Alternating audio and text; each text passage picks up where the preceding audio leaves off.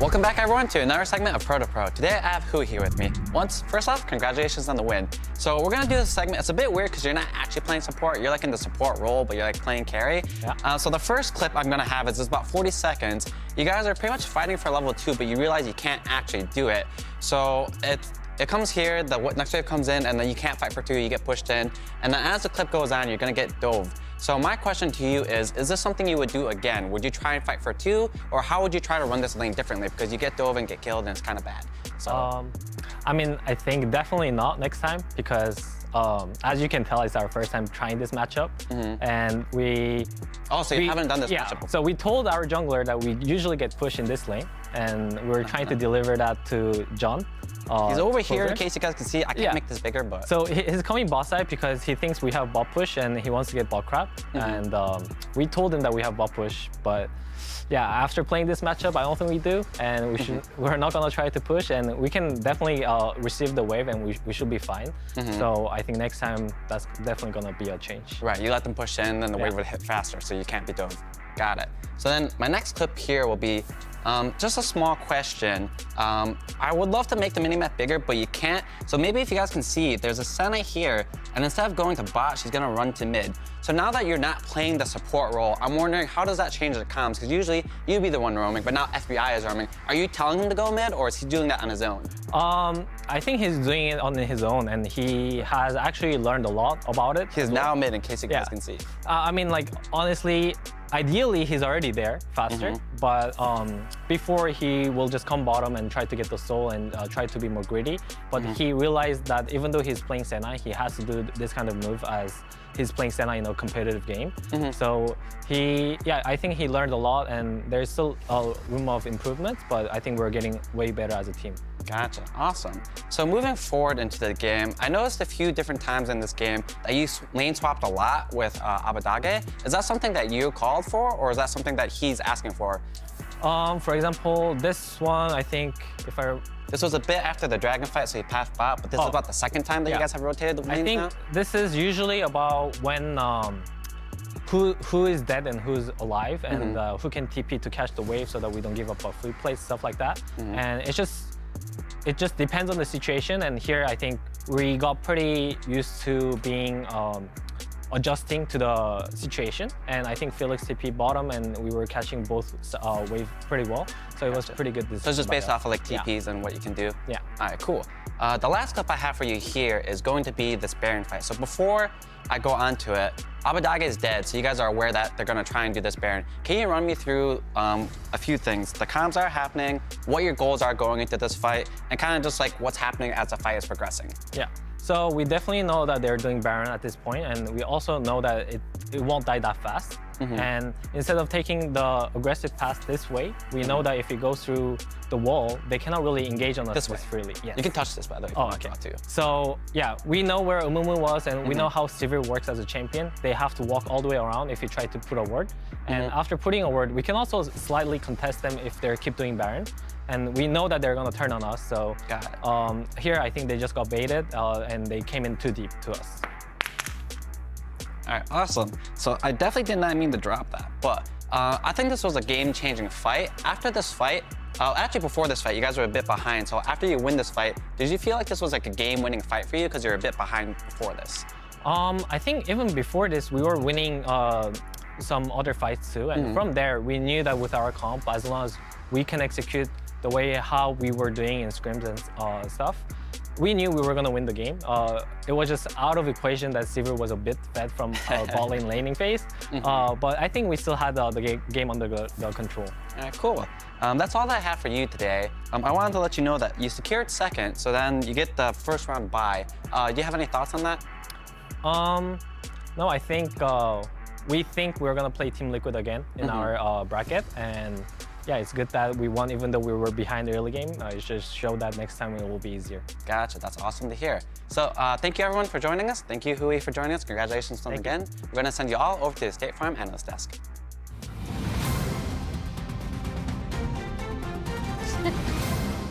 He spoiled it already!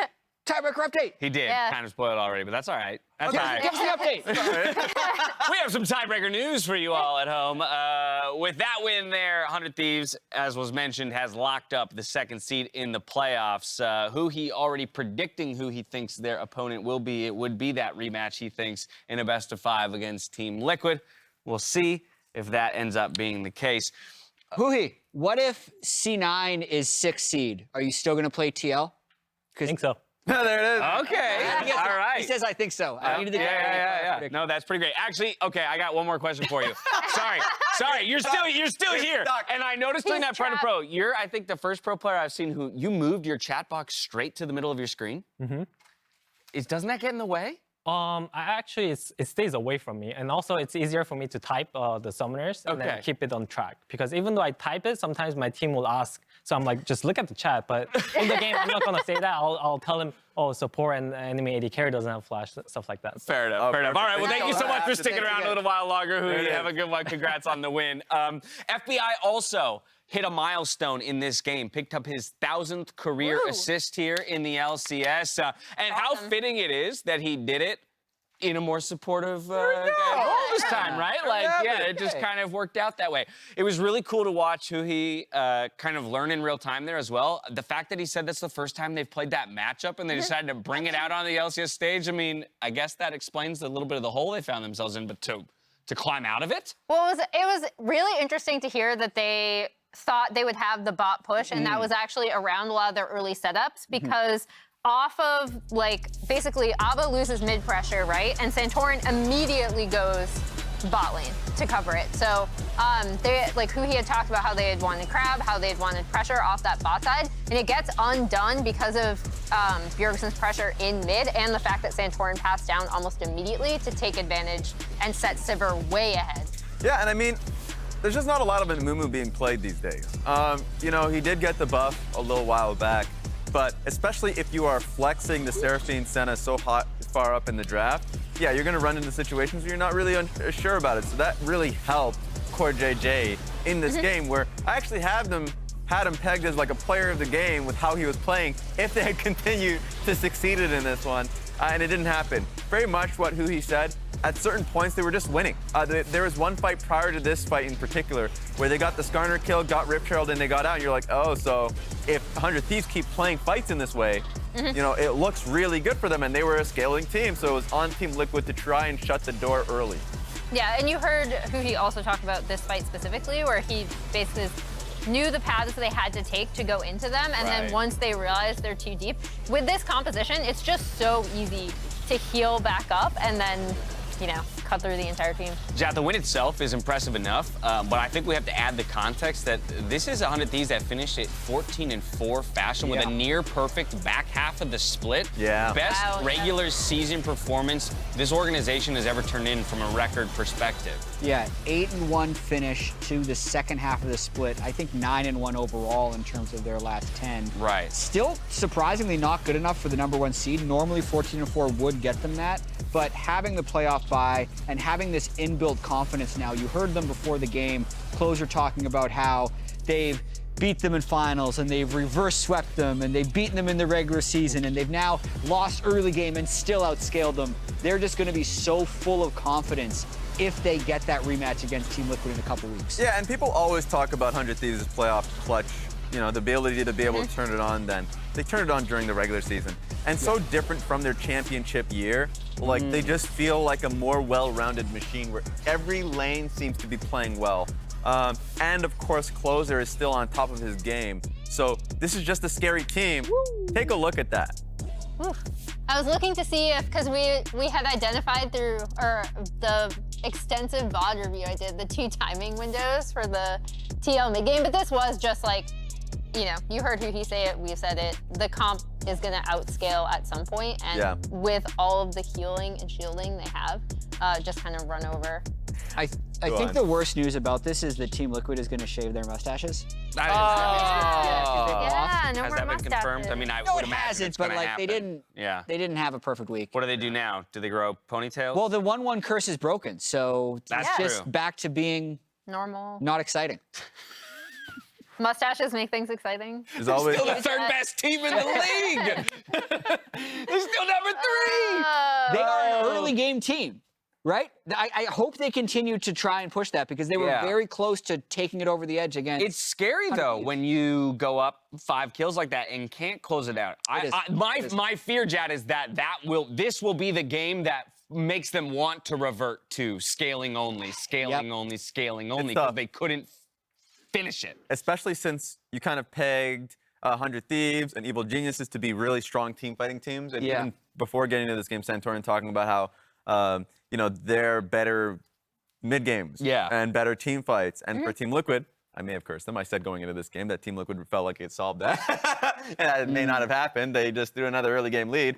So now it's them thinking about playoffs and being like, okay, do we need a Band-Aid patch? Going to what you said. The Band-Aid is we're messing up a lot of mid games, so we should just have the better scaling composition, and I hope that's not the case. Well, that will be the last we see of Team Liquid and 100 Thieves until the postseason because they are locked into their positions. But our next matchup, which sports Golden Guardians against Dignitas, is a massive one. While it is a battle at the bottom of the table, So crazy, it's man. all about Dignitas looking for the win here. If they find the win, they force a 3-way tiebreaker for 8th with Dignitas, Golden Guardians, and Immortals. If GG get it, though, boom, it's done. We couldn't fit this on the graphic. There's actually 2 more L's. But then the last W Golden Guardians had was against Dignitas. Boom!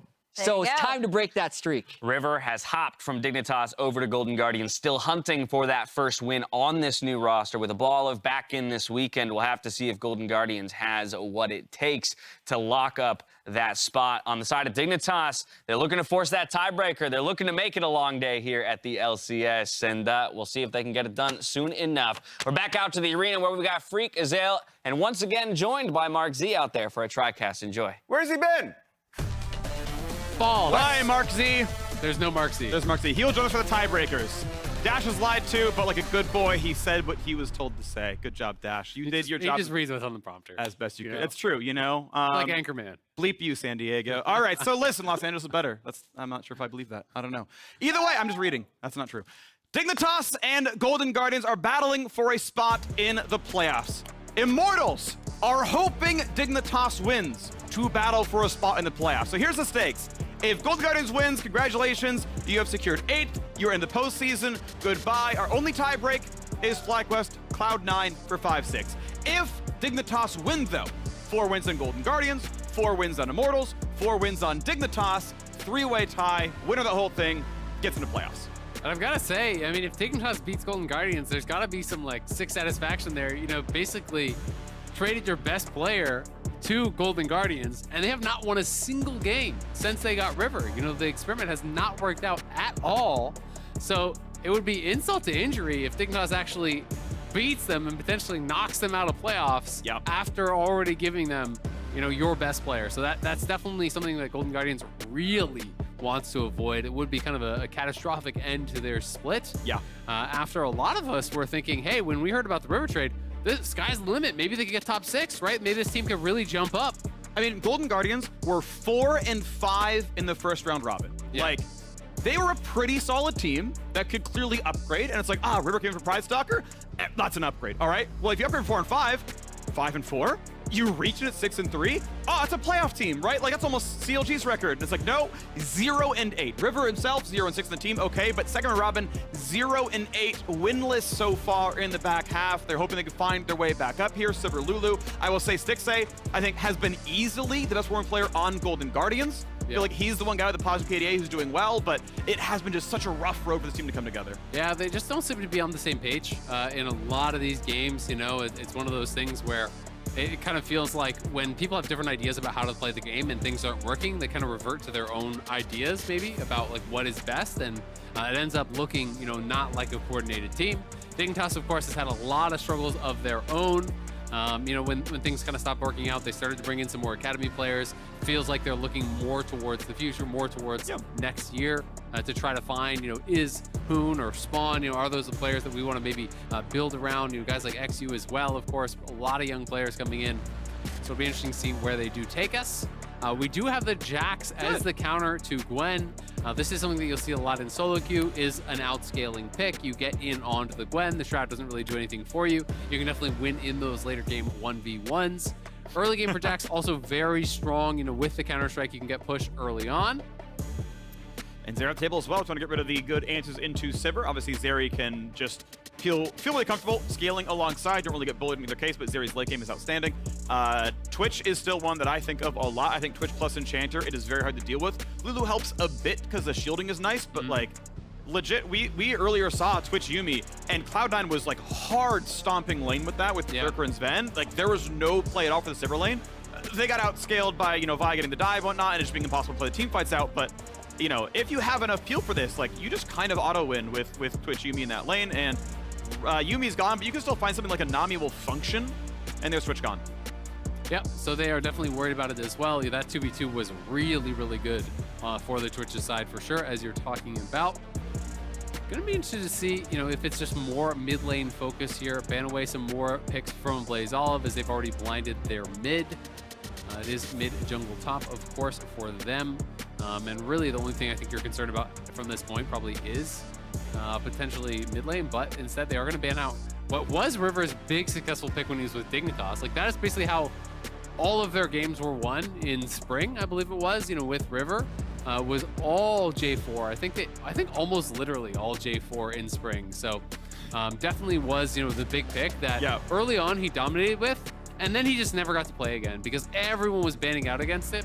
Yeah, so across the year, wins for River, 7 on Jarvan, 2 on Hecarim, 1 on a couple other champions. Yeah. Like, it's just, it was all J4, right? He had 13 total wins, so more than half across the year have been Jarvan. Yeah. And in spring, it was all about him playing Jarvan and having really aggressive ganking angles, you know, constantly attacking lanes nonstop. Was getting so much credit for that. People were really excited about him. He's still a monster in Champions Queue. A lot of people do think he's a very talented individual player, but you know, it has not been working out with him on Golden Guardians whatsoever. Dignitas do go to a different scaling option. It is the Aphelios this time around, and we're just waiting for that support pairing. Is it going to be an Enchanter? I'm expecting to be Engage, because they don't really have a primary Engage, like maybe just Nautilus or something along those lines. Yeah. Alistar works as well. Okay, cool. So they do have ways to go forward. The question in my mind still is, how is Spawn going to fare? Because Jax makes your life really, really hard. Lissandra makes your life arguably even harder. And Sivir's going to get him into range. So you do have a lot of ways to really make this Aphelios' life hard. Absolutely. And Alistar, thinking about it, makes way more sense than the Nautilus, because the Nautilus is so easily answered by the spell shield from Sivir, whereas Alistar has great interactions into it. If you headbutt pulverized, you actually can't stop it. You know, you stop the headbutt, but you always get pulverized up. So Sivir can't actually stop that combo whatsoever. So it is a smart pick there. The neutralizing pick coming through in mid lane here. The Lissandra from Ablazeolive, so just looking for the lockdown on some of these champions. You know, if Gwen dives in or the Ahri dives in, you can look for that ult. You also can dive backline and self-ult, of course, onto someone like Spawn, as you have the speed up you talked about coming through from Sivir. Jax and Viego diving in with you can be very, very threatening. So pretty strong composition, I think, overall for Golden Guardians. I will say, though, I love Alistar for even more reasons. Obviously, you mentioned the one into Sivir specifically, which is great, but you just play bodyguard. Like, every team fight, I will just headbutt Jax. And then I will pulverize Viego, and they won't have enough damage to kill the... Because, like, who's hitting him? Like, Lissandra's not going to solo kill unless she's got 5 kills, right? So you're just kind of good at that point. So I think this works really, really well. They can play around Spawn. Bio can still start the fights out. I mean, this player is really incredible. I think Bio is still an amazing support. So I think a lot is in his hands. And it is Dignitas in their last regular season game. Win and you can tiebreak for playoffs. Lose and your year is over. Golden Guardian side, of course, similar situation, though they hold the cards. Lose, tiebreak, win and you're in. We'll see if they can do it. A very important win for Golden Guardians, to be sure. You know, making playoffs is huge, but also the added context that they made these upgrades. They traded for Dignitas' jungler to try to make that push to climb up in those positions. You at least want to get one win on the board with your big acquisition. You do, so let's see if it's going to happen right now. Golden Guardians do not want to see a 0-10, 0-11 exit at the end of summer. Right now on an 8-game losing streak, and if they lose 9, they will at least play a 10th because of a tiebreak. Once again, Immortals fans, you have become Dignitas fans for the next 35 minutes. Immortals have a shot at the postseason if Dig forces the 3-way tie, and then we'll figure out who will be the last team, the 8th place team in the postseason, waiting in the lower bracket. As Stixxay dances around in the river. I will say there are cooler Sivir skins than that, but you know, whatever, it's fine. Yeah, I think that one is like picked kind of ironically. Like that's like the spectacular Sivir one. Oh, It yeah. is such a terrible skin. One of the original like 2010s. And it has such a terrible splash. Oh, that it's really bad. It's like the Xeno Warrior Princess skin, basically, I think right? it's the one. I think it is. That skin is so bad that you only pick it because it's terrible, right? It's in that tier. Yeah, win and make playoffs or lose and we're able to watch it through a tiebreaker to get 8th. Yep. Oh, when you were, you want to tell a story about when you walked into Flowers, when you walked to go cast? Was it not worth it? No. Okay. Never mind. don't wanna We're tell just going to it. laugh and not tell the story. No. Haha, it's funny. Inside jokes, everyone. Which is fun because they were told inside. Okay. Red buff has spawned, and eXyu is going to go ahead and start Raptors there. And if there was a deep ward, it won't be spotted. Spawn is still going to see that there is a leash going on. He's got a trinket ward down there as well. Would love to poke River, but realistically, this should be smiteable. eXyu going to burn his own smite, and River has no way to lose this one. Like, you really can't int this. Yeah, there's the Q smite. Times it together to make really sure, because he never had vision on eXyu. Didn't know if he was coming around with a smite. And indeed, we'll just get the red buff and get out. And he's going to path all the way through his mid laner. And I believe in Fog. I think he doesn't get... He does not, I think, get spotted. He will get spotted by this ward, though. Ah, okay. Oh, unless... Yeah. Yeah, okay. So he's just going to go red to red very likely. Or is actually going red to blue. Wow. Oh, he's going red to blue. So we'll He's see if hot. eXyu can actually finish this. eXyu has no smite, so I don't know that he's going to actually finish this in time. And if Ablaze gets the push, yeah, eXyu just has to leave. Like, this is going to leash. It's gonna leash, yeah. You can't fight. That is so annoying. So And Gwen... now, Yeah. he can just continue starting this up as long as Ablaze maintains the push. eXyu has to cross back. Oh, this sucks. Oh, that's rough. All right, it's going to be a bit till he gets level 3. You need to take one of the big camps, Krugs or Gromp, without leashing. Unless you leech lane XP, you're not getting 3 until you get one of the big Yeah. camps down. But yeah, Licorice... But like, what is his path? His path is red to blue, get pushed off blue, cross back it's to go to Raptors enemy River, blue. bro.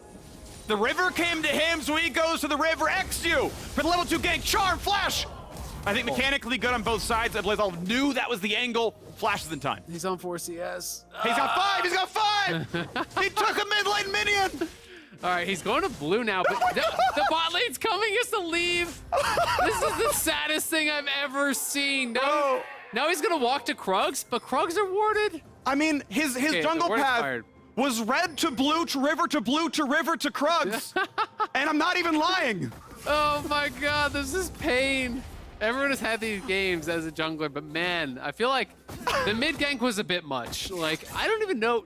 I guess they'd probably kill Ablaze if they caught the charm, but it's hard to know, because like maybe he just W's you after charm, then flashes over the wall anyway. It's a rough one. Like, River is just so far ahead. River should just keep farming though. Well, this wave is screwed. No, if he goes for CS he's at all, going it's for W EW. flash, He's yeah. he's dead to this. I guess he's out of range of EW. Like, Blue's playing far enough away that he sees it come out, walks out of root range, and doesn't get ganked, but... River should really just be farming. Like, I think you just get a monumental lead if you just keep farming, right?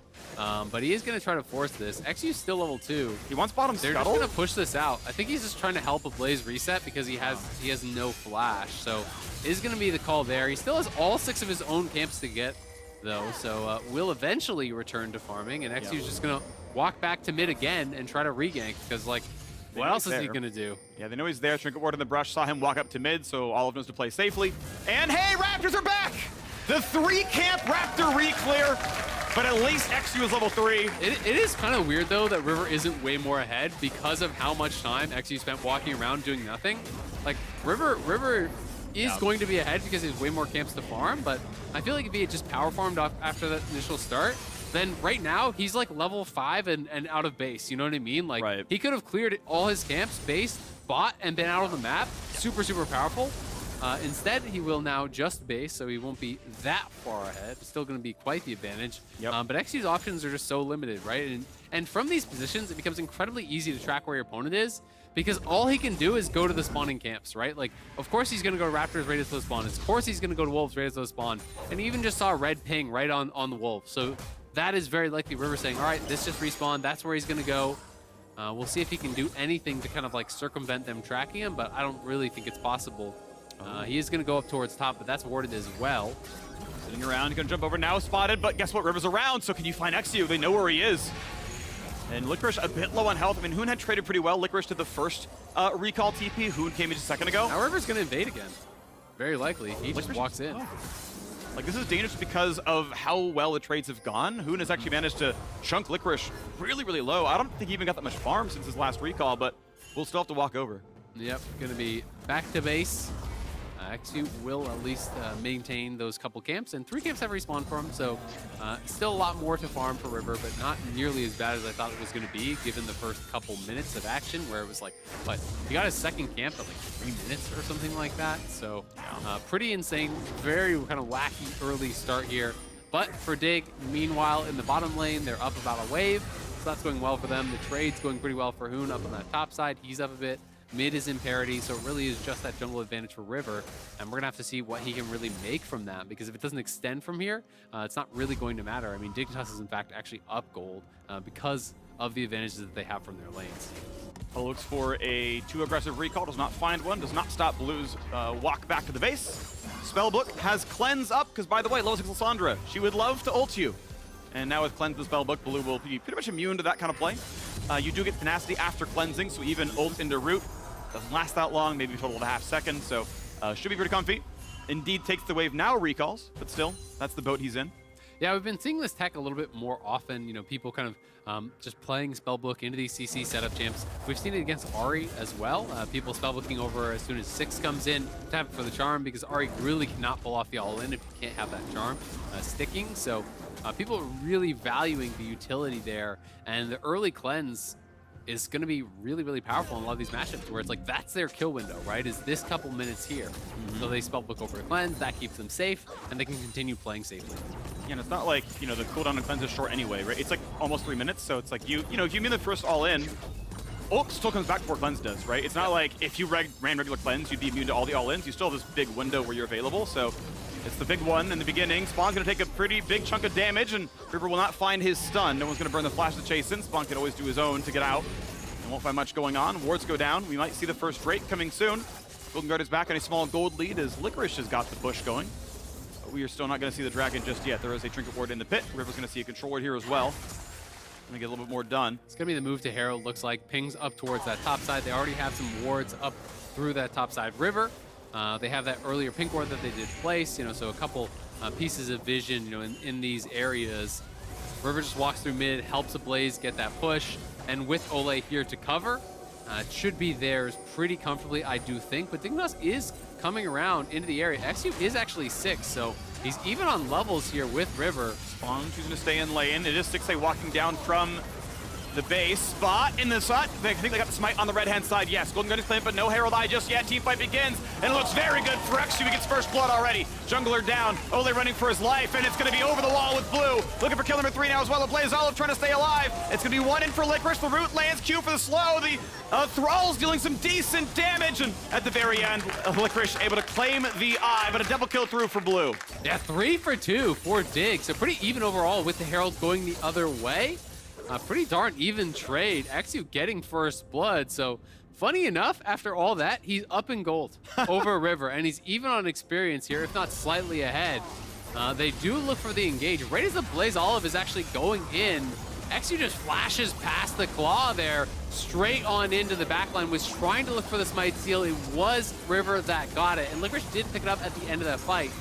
But it's a really well-fought team fight here, you know, from the backline there, diving in. eXyu as well as Biofrost going in. Blue able to try to pick up some of those kills as well. Knows he cannot actually deal with Licorice, doesn't have the damage to finish him off, so he's just targeting down this Lissandra. Does get the kill there, picking up the red buff. Licorice grabs the Herald, so we'll be able to use that for himself, and he got a kill. Hoon did not. So that is going to put him pretty significantly in the lead. He's 400 gold up right now, but with Herald in pocket, he's going to get all the solo gold off at least 2 plates. Yeah. So if you get the push there, that's effectively 2 kills going the way of Jax in a matchup where you outscale your opponent. So he's going to be feeling really, really happy about that for the 1v1. Licorice spent that entire team fight just autoing Hoon, like just sitting there, and Hoon's like, I'm gonna hit back line, I'm gonna go here, I'm gonna go there, and Jax is like, bonk, bonk, and eventually that 900 damage to the team fight, that was entirely just Hoon's health bar the whole way through. Who now does have steel caps, will survive it a bit longer. But yeah, it's gonna accelerate, right? On the way towards his Divine Thunder here as well. Should feel pretty comfortable for the Jax, and first Drake is still up. Plate dies, but with no one in gold range. And speaking of plates, go look at Jax at the top side, who's playing this lane slowly, does not feel like he has the push just yet, and will try to deny golden XP. Indeed, another melee minion is down. Blue might look for Ablaze Olive. The root's gonna land, takes the charm pretty easy, and here comes Biofrost. Self-ults in time, Pulverize does not land. But how about the rest of it though? Claw backwards, tries to get away. No charm for a little bit, but the damage is still gonna be there. Blue is on a killing spree. Really well played by Blue. The setup with the Everfrost. That was his big reward from that last team fight, was completing the Everfrost. And landing that guarantees he lands everything else. He nails the charm. The self-ult was good from Ablaze Olive, but with Biofrost coming in and the ulti still available from Blue, you're always going to get chased down. There's just no way out for Ablaze Olive. He goes down again. And it's getting punished here pretty heavily. Spawn could potentially look for the root setup here. It does have the Gravitum available. And eXyu's gonna try. Here we go on Olleh. Should be a pretty easy target. Headbutt pull is there. No way you're getting out. He's gonna try with the ulti. Stun's gonna land second half with Wukong. And Spawn is 300 gold richer.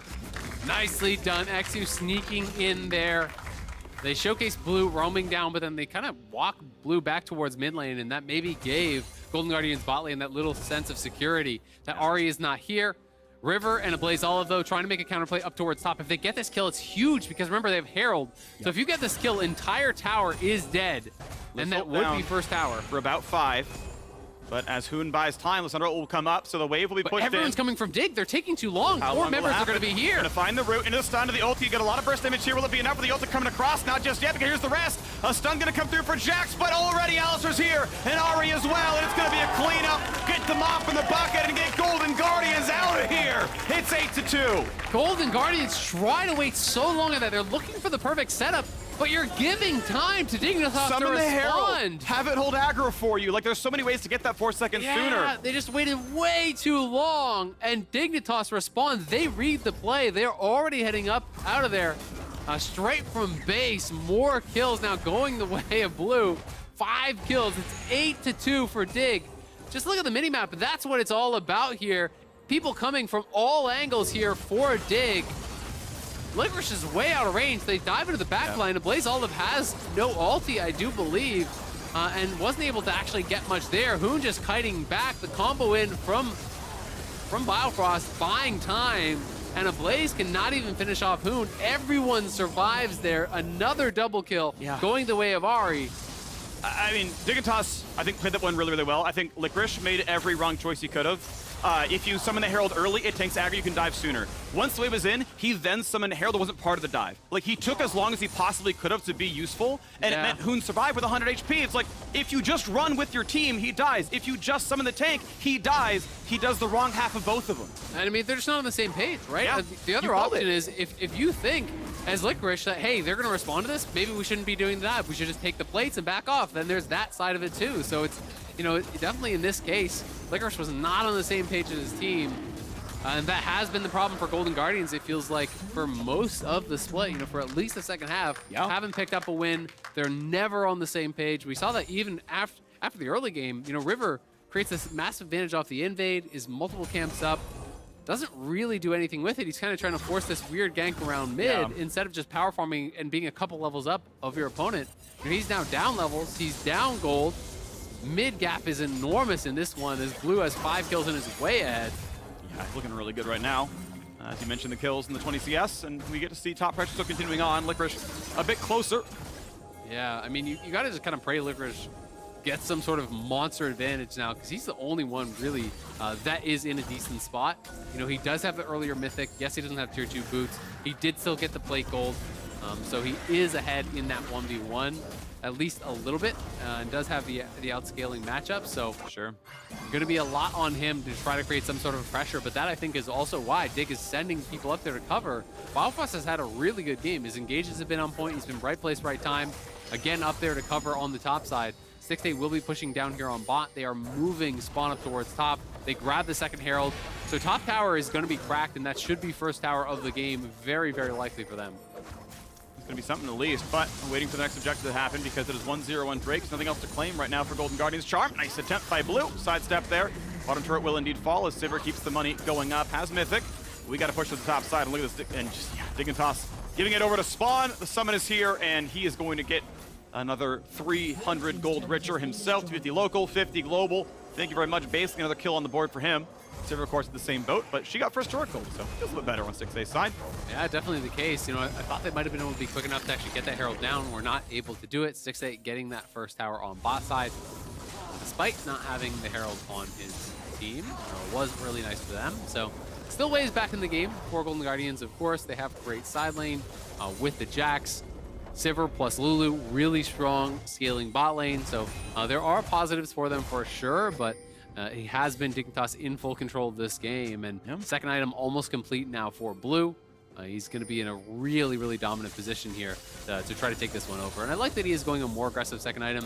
When people are way ahead on Ahri, I'm not really that big of a fan of just like Everfrost into Banshees and the super defensive builds, because I do think you kind of need to do some damage since you're the one carrying most of the gold.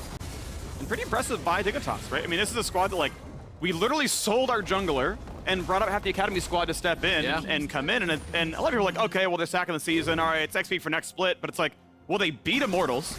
They're beating Golden Guardians. It's like, well, you brought in your Academy team, and look, you're the 8th best team. It's not amazing, but this is going to be like a 2-5 look for the roster here. And there's a lot of talk, you know, from the Academy scene, especially about, you know, some of these players and that are kind of overlooked, right? That they feel, hey, like there are a number of players in Academy that are LCS caliber players that are, you know, perhaps even better than a number of the players in the LCS. Yep. And I do think we've been seeing over the last couple of years more and more teams take chances on these young guys. eXyu is obviously the one that everyone's going to reference because that just worked out spectacularly. Of course. But we're seeing it happen more and more as people are willing to bring up and experiment with these Academy players and try to look for that next big future star. And right now, our eyes are set on the mid lane. Decent damage there from the Wukong Q, but has to get back out again as Sivir Wave Fear Force. Very, very good. It is still about giving Stixxay the money. Basically, Jax and Sivir are the ones who need to be getting the farm in the side lanes. Lissandra going to be the enabler to start a team fight, find a random pick. We get another attempt right here as Hoon is indeed going to walk away from Licorice. I wonder if Licorice is just going to go Hullbreaker and just like hard commit side lane. Would be interesting to see if he does it. Like, if you don't think you can 5v5, then I don't really mind it. But you know, I also think there's a lot to be said for just going Wit's End when it's Gwen plus Ahri, double AP. You know, you're looking for that 1v1. I do think Wit's End is really, really strong in that matchup. So I'll be interested to see where he exactly goes, like if he wants to go more of a tanky build and be able to group, or if he's going to kind of hard commit to side lane and say that that is really where he's going to create opportunities for his team. I don't remember this Alistar's build path. I know it got buffed a while ago to be at least a playable item. We still never see it, so that's why I'm not sure about the build path anymore. It used to be, this is the old build path for Sterix.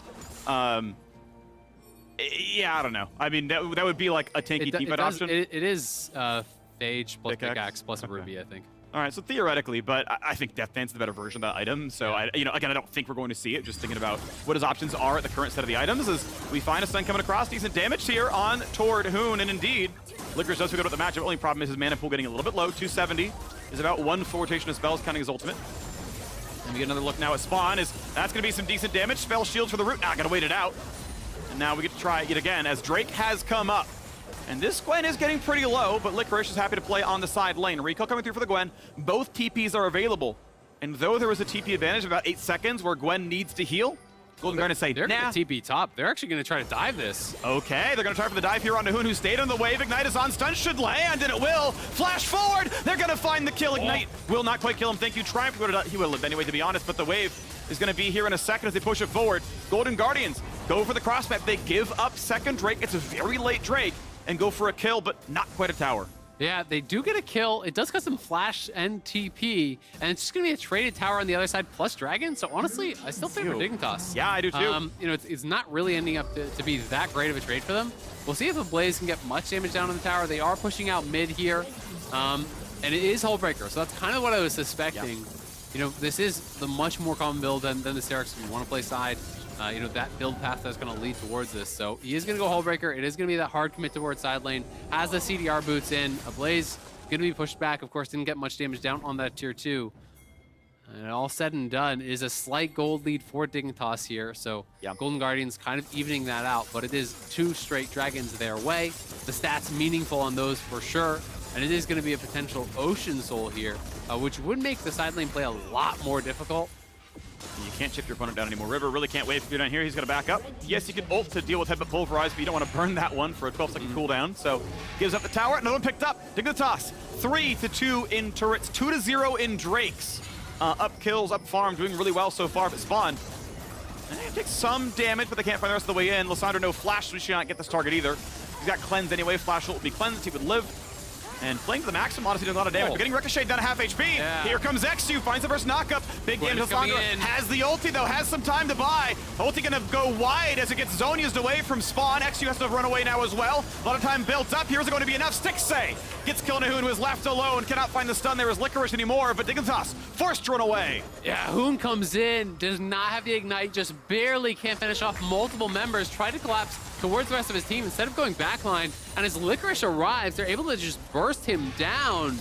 Golden Guardians coming out big time in that team fight. It does cost both the summoners off of Stixxay though, which is quite important because the summoners are all available for blue as well as spawn. And that's going to mean a lot potentially for this next team fight at the Dragon because that means Stixxay not going to have his flash, could be a big target. And we know that he's not going to die anytime before an objective, so Licorice will indeed all in for this turret. No one even bothers to go down. 800 gold. Side lane tier 2 is the most valuable turrets in the game, gold-wise. Should tie the gold. Yep, in goes the Wukong here, but only finding the Lissandra, really not what you're looking for. And then as Hoon arrives, I felt like he should have just gone for Olleh and Stixxay, to be honest. He tries to collapse there in onto Ablaze Olive, but Ablaze Olive just goes into the stasis. He has to try to retreat back to his team. Does hit a good multi-man ulti there, as well as the stip, but can't actually finish anyone off. And I do think if he just went straight for the bot lane, he likely gets at least one kill. Now Hoon going in against Licorice, but this is not a fight I think you want. He's up a full item, and it's like the best item because it's a side lane hole breaker, so there's no way Hoon touches 1v1 Licorice. His only concern really is running out of mana. Yeah, you would love the day when Ocean Drakes gave mana regen. That is long gone.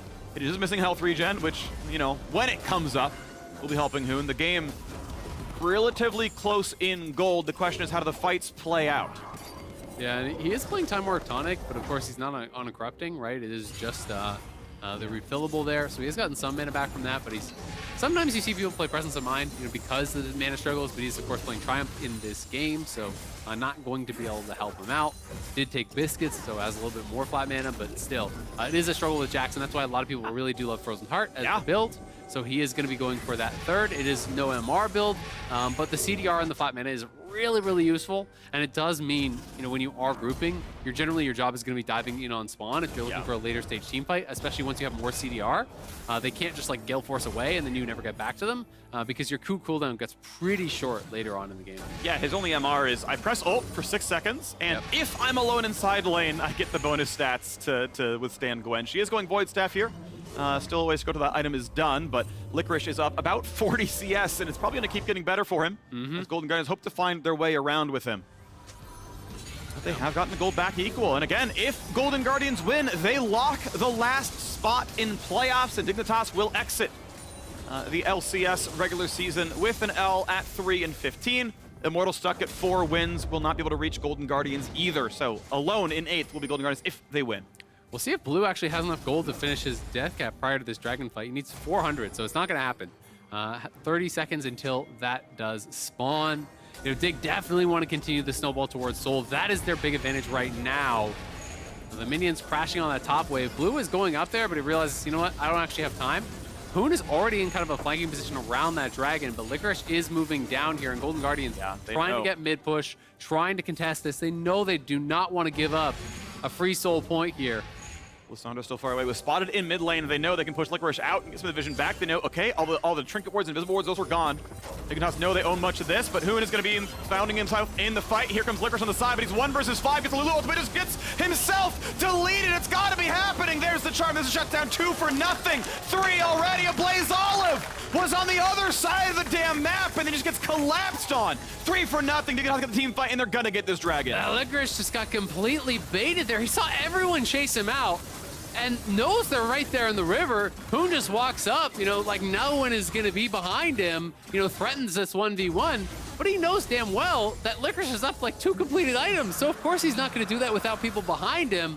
Licorice gets baited in, and Hoon just kites out the counter-strike, you know, utilizing the ulti slow, and the skip and slash gets away, creates that space. They get the kill, they get the Dragon. They're likely going to secure the Baron here. We'll see if there can be any heroics from River. Lulu soon, TP is up. They can bring the Jax in 2 Has seconds. flash and ulti. And River has smite, has flash, as you mentioned, has ulti. All that stuff is available. Blaze is looking so for a flank. they're They could go gonna for the try. flank. Can it happen? 2K health, jumps in, smited Here well comes by Ablaze. eXyu. How about the team fight? Is it gonna happen? Ablaze Olive does not go in. River is low, but they want this fight. Here comes Licorice. They go for broke. It is 5v4. They do not yet have Sivir. Dignitas eXyu run. spotted. Good damage out of spawn. Ablaze Olive wants in. No, anything onto the Gwen just yet. Still running away. Dignitas, they claim the Baron. They claim the 3OT fight the Drake as well. And they get out scot-free. Yeah, they're gonna get out very safely there. Golden Guardians trying to look for the fight, trying to look for the steal, cannot find anything. Dignitas getting further and further ahead, looking for blue Flash out, though. they're gonna find it. He doesn't have a way to spell it back to the clan, so he will get the kill. That's a 1K. nice play. 1,000 shutdown of Sivir. Stixxay. Stixxay's been caught. He flashed back to safety. They're gonna get him again though, and Spawn claims the kill. A second, and they're going for a bit more. One quick slow from Lulu, but Ablaze Olive, though he gets the root, is still gonna be shot.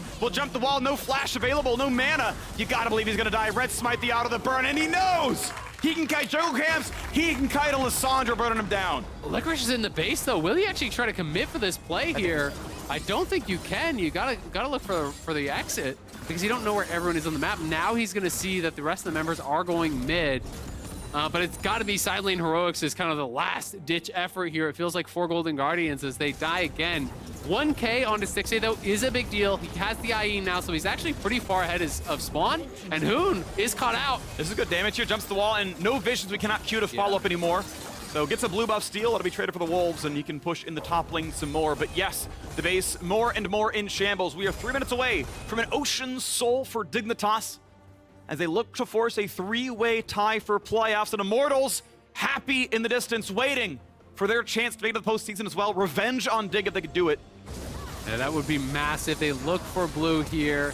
E That was really short and then just flash forward. Because if he actually fully completes the E, I think blue is going to create the space. So that is the correct sequencing there. But then getting in on a Stixxay. Stixxay is not playing Ghost, mind you. He is playing heal. So he flashes away, has the ulti active, but not enough move state to escape. I like the presence of mind here from Hoon. Lands one slow on Ablaze Olive, then shoots the other one up to catch the Lulu with the slow there too. Didn't actually matter as the Lulu does get away, but smart stuff knowing they don't need the additional damage in onto Lissandra. IE so close to being done here for Spawn. He has the gold. So as long as he gets back to base prior to this dragon. Oh, that's a flash forced. That is Ablaze Olive forced to run away. And 1v3 right now. And eXyu, who is 2-1-11. He's got more kills than he got camps at 3 minutes. The man got so counter jungled, and he's like, dog, I've started every good team fight for us. 13 out of 14 KP, lands the smite on Baron. The man's played so well from getting set down really hard early on. Yeah, him and Biofrost have been on point with the engages. The team has been coordinated. You got to give them the credit for that. Whereas for Golden Guardians, it's looking rough on the other side. Licorice looking for the wit's end now, so he's going to be going towards that. I do think it's great for the itemization. If you want to play side lane, you know it's going to be someone who is AP focused answering you. It's got to be Blue or Hoon. Those are the only real options. But unless it feels like he can get to the point where he can actually just straight up tower dive someone from full, I don't think he can really create enough of an opportunity. And that is going to be incredibly hard if they can't stop this Ocean Soul. Because if you get Ocean Soul, you're just going to have too much sustain, I think, for that to really be a realistic option. Just dominance through side lane.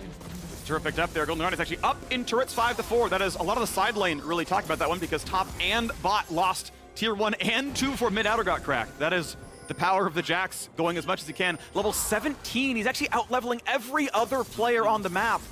I mean, he is playing to his outs. The problem is, as you've been mentioning, I mean, since champs like Azael, the coordination for Golden Guardians has been lacking. It's why they've got as many turret kills as champion kills. I mean, how different could this game look if their earlier topside dive went better, right? If you actually snowball the game from there, you take that full tower, and you get that gold in Jax's pocket, you don't give over those additional kills. They're actually looking like they just want to overload topside. They're going to look for this dive here, 4-man top. They're going to find the stun, Lulu ulti as well. They're going to get this kill pretty quickly. Stopwatch buys time, but the turret should fall. And then on the other side of the map, it's just recalls. This is smart. 8-second long I love recalls. this. A beautiful dive by Golden Guardians as they pop in. They find the inhib, and they're going for next turret.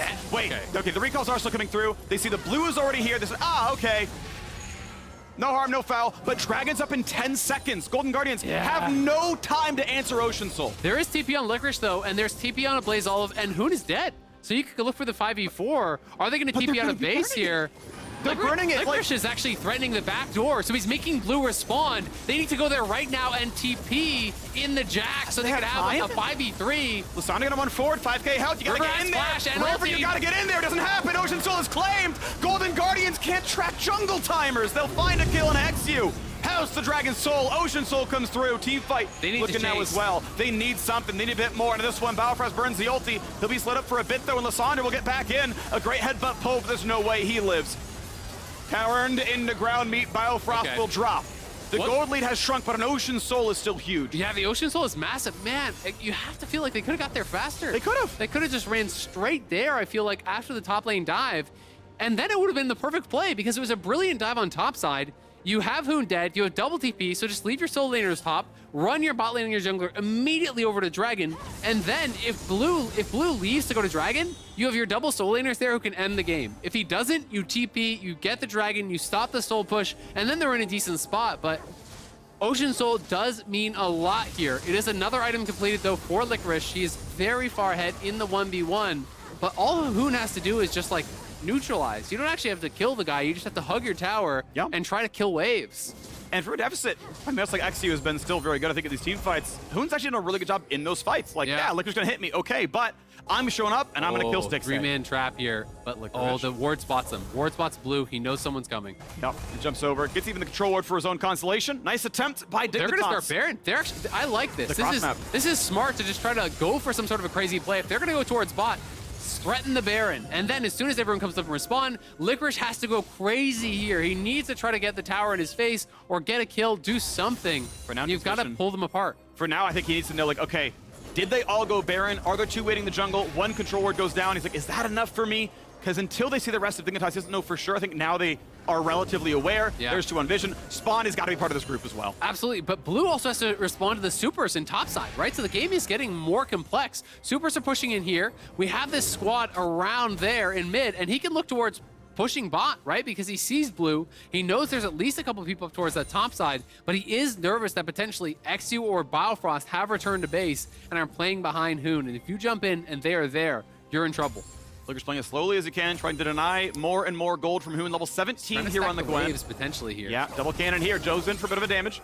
Tries to get the Hollowed Mist out, maybe find himself a Counter-Strike stun. Hoon should just ult the wave. Oh, honestly. he's got Lissandra coming though. Just ult the wave if you're Hoon. That's all that really matters. Your team can get things done elsewhere.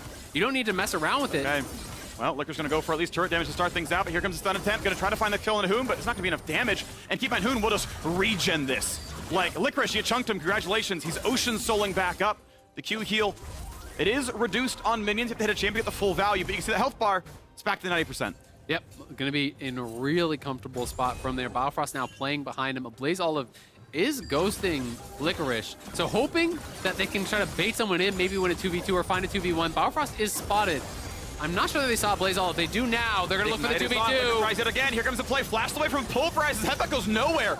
Lock him in place, but they're not gonna find a kill on Alistar through an ulti. They're on Baron again. Starting Baron, but revealed by blue trinkets, and you got Ahri coming in. Blue. He's gonna look for it. Stixxay has to flash. Will he get the rest? Dodges the charm. Big damage, but here comes eXyu, and the shutdown comes through from the Gale Force. Spawn sends him back to this platform, and we're gonna see now River.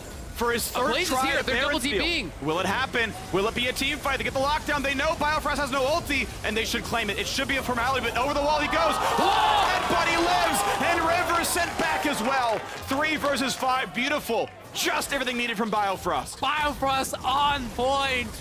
Gets out of there, survives, and now it is up to Olleh and Ablaze Olive, but it is a 2v4. Stasis used on the charm. Licorice is going for the base. They're going to try to actually stop the backs here, I think, with this two-man squad and try to look for the end. But Biofrost is pulling the wave. This is so smart. Yeah, keeps it away from everything else, and it's like, yeah, Jax, you can try to solo me, but you can't go for a turret right now. It's gonna have too much armor and everything else. Baron buff is claimed, nothing out for Golden Guardians. Ocean Soul is still on, and we got another fight. Hey, Licorice, you've got eXyu has no flash. Caught out. Is this has clone got to be a available? kill. Clone, but the ulti still lands in time. And Ablaze Olive gets kill credit 9 to 16. 3,000 gold lead, but they are not going to get anything done against this Baron. This game is getting scrappy. They are looking for these kind of crazy plays, trying to find angles, utilize their TP advantages to try to find, you know, enough kills to kind of scrape their way back into this game.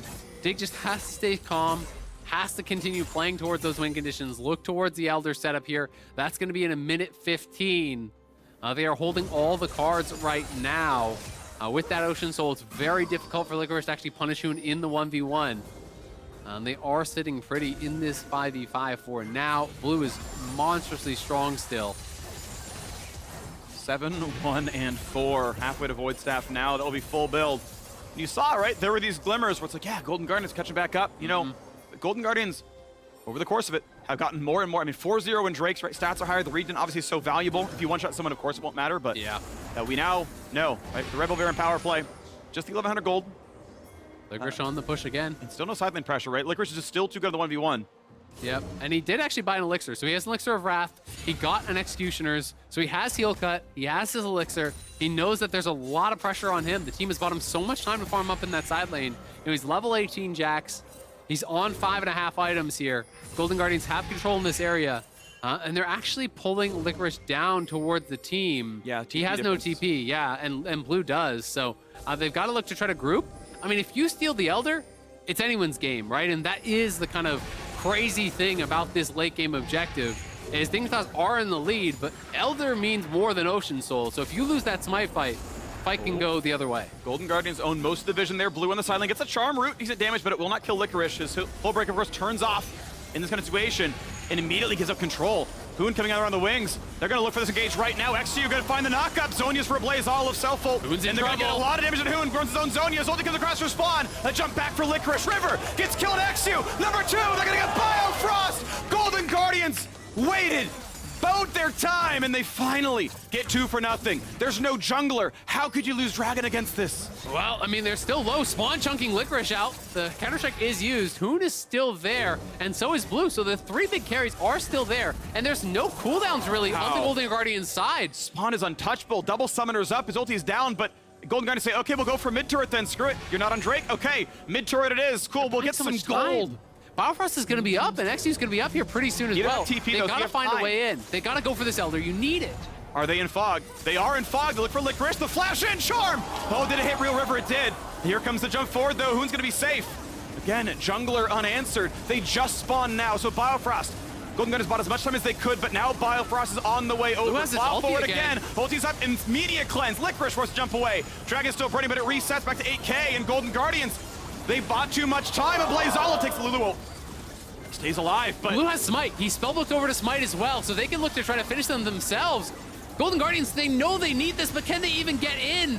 eXyu is back, and so is Biofrost. I think they bought enough time. Yeah, this is Elder. There can try. River can try again with another reset. Biofrost stuns. 4K health. eXyu tries. Can't get the team fight to start. 3K HP. River needs to get it. He can't get it. Elder is claimed. 1 for nothing so far, though. Gwen is dead. eXyu low. He gets a second to fall. 3-2 so far. Dignitas have 2 alive. The stun. The flash in. And Licorice sets it up. Spawn is alone. And Spawn will be sent back where he came from. A 5-kill fight. The Bud Light Ace. Golden Guardians were down a Baron. An Elder Dragon. A Dragon Soul. 8 kills. It doesn't matter. They'll take the fight. They're going to go mid. They're going to try to end here. Do they have enough time? 48 seconds on Spawn. 40 on Blue. They can try to look for the end here. The towers are going to go down so fast this late in the game. I think they've done it. Golden Guardians took as long as they could to find a win. It was an 8-game loss streak, but they will end the regular season with a W. They will end the regular season in 8th place, moving into playoffs. Biofrost tries his hardest. It is not going to be enough, and Golden Guardians clinch the final playoff spot. Woo! What a final fight there against all odds. Golden Guardians able to claim it. Against the Soul, against the Elder, against the Barons, against the gold lead. They do come out on top there. Heartbreak for Dignitas on the other side. Had full control of that game for so long. Even in the 3v5, it felt like they were being able to hold on long enough. Their teammates come back. They secure the Smite. But everything went wrong in that final fight, and Golden Guardians able to just barely squeak by and get that 8th and final spot. Yeah, a lot of notes, of course, to take for this team. They are the 8th seed. They squeak into the postseason. We'll see them in a couple of weekends here as they fight for their lives in best of 5s. And the question is, can you level up enough in time? 7 games on this roster. As they take a bow for the first time in this organization, or in this configuration of players. River joining, finally getting his first win on this team. And as they head towards the postseason, they wait to see who they're going to face. Yep. And I hope for their sake, they can figure out coordination, because there are some incredibly bright spots. I still think Stixxay is a great player, very LCS worthy. He's had so many good games. Licorice, there were glimmers of greatness in that match, right? The counter pick, like, that was the only reason they won, was the amount of pressure he put on the side lane, because they were getting slaughtered everywhere else, but that was the window through. And they finally found a couple of moments, but man, could those dives have been better. Man, could that coordination have been better, because this could have been such a clean game, and like, yes, this is our level hitting in, but it has been sloppy, and I want to see them clean it up. Absolutely, and I do think that, you know, with playoffs, hope springs eternal, right? Like, you are in playoffs now, it's anyone's game. You do have some time as well to be able to try to fix these issues, right? It was a mid-split move to be able to grab River. You try to pop him in the team. You try to just make everything work right out the gate. It didn't. Let's be honest. It obviously didn't. They know that. We know that. But now they have time to really try to be able to work on these issues, get aligned on how they want to play the game, and get on the same page with a lot of these plays. Because I do think, you know, we do see, as you say, these really bright spots. Even look to the level 1. It was a monster advantage that they got there for River. They just didn't really extend it into anything, right? And then that dive topside was very uncoordinated. So these things that they can really easily point to, if they can clean them up, there's a lot of really strong parts of the team. There are some really strong plays that they can make. So it'll be interesting to see if they can really kind of level up over these next couple of weeks, because they're obviously not in the first round. You know, it is going to be the second week that they would be playing. So they have a lot of time to try to fix some things and potentially look for an upset. And, you know, that'll be hope for them, right? And of course, right, they're going to be playing the lower bracket. So, like, if you think FlyQuest loses first round match, you think CLG loses first round match, like, that's the kind of players they're going to be against, which, like, you still have to level up, right? This roster went 1-6. Like, it is not what you're looking for when you're paying a buyout to grab River over. You're like, okay, we're going to level up. They tried swapping mid and support around, right? Like, they're trying to find what works. I do hope they level up, because we are going to see them in the postseason. So their place in playoffs is secured. We're joining Ablaze Olive in the Verizon postgame interview. Of course, super fan. Welcome everyone back to the stage. Quite a nail biter for the Golden Guardians fans out there. I know you got a lot to digest with everything that just went down on the Rift. So how are you feeling right now? Well, I'm feeling really relieved, because I kind of griefed the whole game, and then we still won. So I'm happy that my team carried me, and I'm just glad we're in playoffs. Yeah, what was that team fight like in the end that managed to really secure it for y'all? Yeah, well, we were really stressed out. It was really panicky. We noticed that they messed up their dragon leashing, so when they tried to finish it, didn't work. We kind of just, you know, we won a team fight without getting the Elder, which is quite rare, but I'm glad it happened. Yeah, I'm sure you are. You just said it yourself that you have made it into playoffs, securing that spot. What was that like coming into this week to make sure you could do that? Because things have been a bit different for you over these past weeks. Yeah, well, we were feeling really confident halfway through the split that we wouldn't be stressed about playoffs, but we had a bit of a bad second half, to say the least. We still were feeling pretty confident coming into this weekend, because we saw the strength of schedule of our opponents, and we thought that it was unlikely that we would have to, like, beat TL or EG. But we were still, to be honest, feeling confident going into those TL and EG games, even though the first place teams, and maybe, you know, naive, but you always feel like you could beat the best teams. So we were definitely feeling confident. Maybe one part of that confidence could be having some special fans in the audience. I know that your mom is actually here supporting, right in the front row. Love you, Mom. What was that like, having your family here, being able to see you in action? I mean, it's really, it means more than I could ever express with words, that my family is so supportive of me. My dad and my mom always come out to try and watch me whenever they can, and it really means a lot. So thank you so much, Mom. I'm glad I could win for you and get in playoffs. Definitely a heart warmer there. Tangentially, I do want to ask something though, because your mom did share pictures on social media the other week when we were talking about your black belt. It was, so did you actually earn a black belt, or did she just buy it for you? What's the story behind that? So I actually did earn the black belt. I got all of the, I went through all the belts, starting with the white belt to like yellow stripe, and then through all of them. I don't really remember a lot of it, but I think I did like the junior version. So I don't think I did like the version that like an adult would do. I know I didn't have to do any grappling because I was so young, but I do have the black belt. It's a legit black belt. I had to do a test to get it in front of a bunch of Taekwondo masters. So it's very, very niche part of my history, but. I also did the same, where they kind of like, you know, saw down the little plaques and stuff to make it a little easier for the kids. Did they do any of that for you, you know, to push? I mean, maybe. I just remember feeling really awesome whenever I would like flying sidekick a wooden plank in half. That was like literally the best feeling ever. So, you know, it feels good. Yep. I'm sorry. It wasn't on our Google Photos. We have it in memories. Yeah, so for those in the audience, yes, have them in the albums, have the memories there for the family to enjoy. Bringing it back to the competition a bit, though. You know, you're going to playoffs, you have a little bit of time to prepare. What is on your mind and the team's mind, making sure that you're focusing up for best of fives? That's a whole different territory. Well, I think the Golden Guardians have been going through a pretty bad streak lately, so I think just having these few weeks really to reset is going to be really important.